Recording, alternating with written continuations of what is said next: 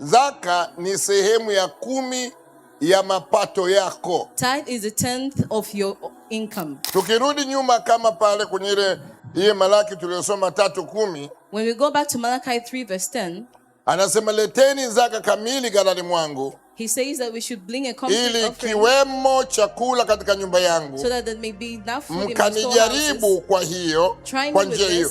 Yani Mungu anasema tukamjaribu kwa njia hiyo. God is saying that we should try him with this. Hebu nikwambie wewe manabii uliokutana nao, mitume uliokutana nao, nani amesema nijaribu kuleta mzigo uone kama utainuliwa? Lakini Mungu anasema nijaribuni. Try me in this way. Wali zaka so tithe ni sehemu ya 10 is a 10th of your income. Ya mapato yako yote. A 10th of all your income. Hebu angalia pale Mambo ya Walawi 27:30. Na wengi wameshindwa kupata ile upenyo.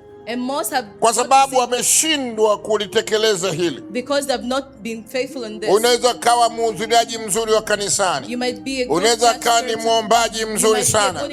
Inawezekana una upendo mwingi sana.